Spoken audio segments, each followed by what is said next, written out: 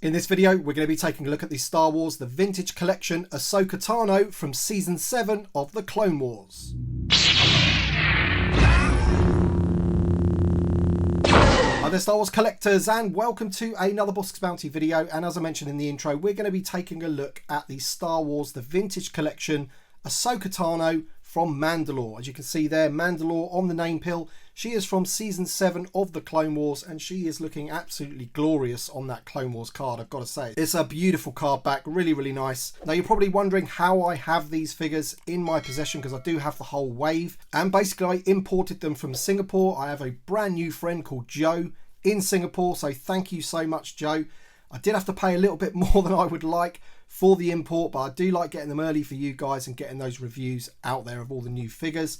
As I mentioned, I do have the rest of the wave, and all of those reviews will be going up on my channel. But if you do want to watch them early, they will be available on Patreon. So for as little as $2 a month on Patreon, we have early access videos. We've got the private Discord server. We've got giveaways, loads of things going on Patreon. So if you're thinking about supporting a channel, that is a great way, and there is a link in the description below. But that's enough of that. Let's have a look at this amazing card back. There she is, Ahsoka Tano, Mandalore, with the blue name pill and the blue behind the figure. Really makes it pop with the blue lightsabers, and she's looking awesome there. What a fantastic card back. You've got the Clone Wars logo, and of course this is going to go very, very nicely with all of the other Clone Wars figures that we have in the Vintage Collection, which seems to be growing, which is pretty awesome, with all the Clone Trooper, ARC Troopers and things like that. Of course, we do have ARC Trooper Echo to come from this wave as well. If we have a look at the back of the card, she is VC202. There she is. And of course, the rest of the wave, we have the Off-World Jawa, Echo, as I mentioned, and Darth Maul from Mandalore as well, which is perfect, of course, because then you can have them battling each other, which is not something that often happens in the Vintage Collection. Often we get the hero and not the villain, but this time we get both of those characters from that scene at the end of Season 7, which is absolutely awesome. But there's just another look at the card back. Really, really nice. And the figure looks really good. So with all that being said, let's crack open the figure and take a look. All right, so here she is out of the packaging. And as you can see, I have managed to stand her up and get her into a similar position that she is on the card back. It took a bit of doing. Unfortunately, she only has swivel wrists. She doesn't have hinges in the wrists, so it makes it a little bit difficult. She has got tiny little wrists, so I can kind of understand why they haven't done that. But it's, yeah, to get those lightsabers into the positions that you want, you kind of have to use the elbows rather than the wrists. But still, if you look at the figure, it looks absolutely fantastic. So I'm going to take it out of this pose in a second, but I just wanted to give you a look, you know, into the sort of poses that you can get her in. She has rocker ankles and everything, but we'll come on to the articulation in a second. But I'm just going to take her out of this pose now so we can have a look at the paintwork. All right then, so here she is taken out of that pose, so we can just take a good look at the paint apps on the figure and the overall sculpt. And I've got to say, it looks really, really impressive. Of course, it's an all-new figure that Hasbro have given us, and it looks amazing. So first off, let's have a look at the head sculpt and the paintwork.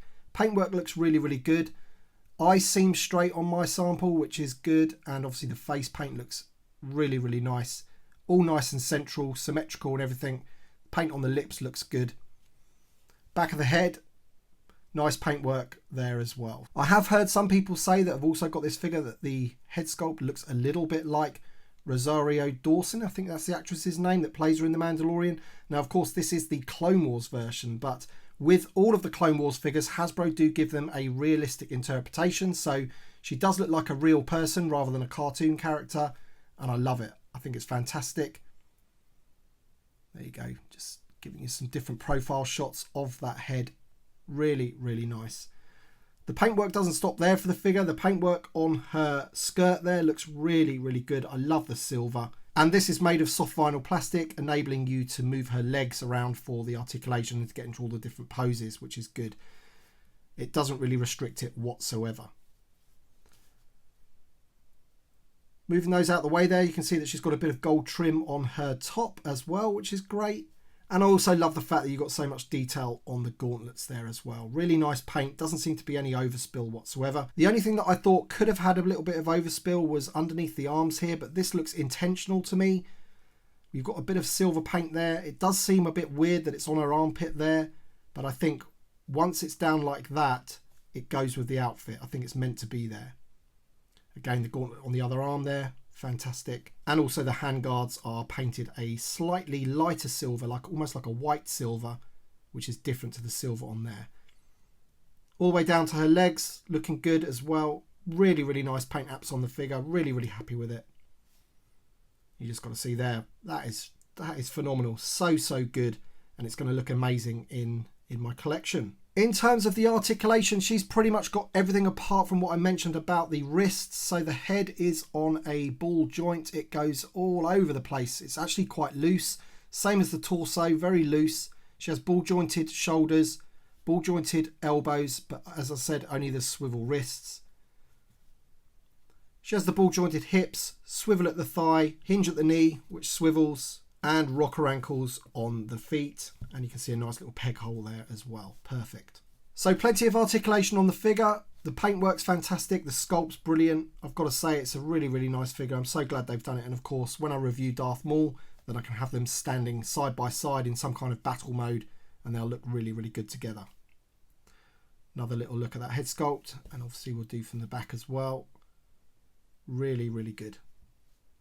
Much improvement on the previous figure that we got back in 2011 and repacked into the Black Series. This is a huge, huge improvement on that figure.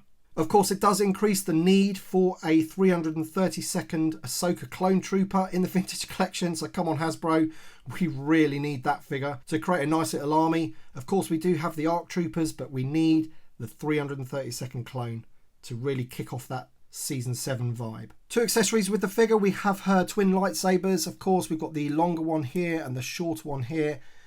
The hilts aren't removable, unfortunately, so you can't take those out, but she hasn't got anywhere to put the hilts anyway, so not really much point. But there's a nice little bit of detail on the hilt there, some black paint and the silver paint, not bad at all. And you've got that deep blue colour to them, which is very nice as well. Now, ever since this figure was announced, I did think that it would be brilliant if you could get a cloak to fit her, that it would do well for a nice Mandalorian version of her. Of course, Hasbro haven't given us the Mandalorian version of her as of yet. So my good friend Nick at Only One Kenobi, I know that he used the Rey Island Journey cloak on the previous Ahsoka figure, and I really wanted to see what it looked like. And just look at it from the back there. That looks fantastic. That could easily pass for the Mandalorian Ahsoka. Of course, she does have sort of like baggier trousers in the show, so the legs on the front really don't sort of fit. But man, I don't think you can really tell the difference. I think that looks fantastic like that. And I actually might display her with this cloak on like that. I think she looks great. So there you go then, guys. That's it for the review of Ahsoka from the Clone Wars Season 7. Let me know your thoughts in the comment section below. What do you think of the figure? Do you rate her? Are you going to pick her up? If you do want to pick her up, there is a link to Entertainment Earth in the description below where you can pre-order her if you like. It really does help the channel if you order through that link. And there you go then, guys. Thank you very much for watching, and we shall see you on the next one.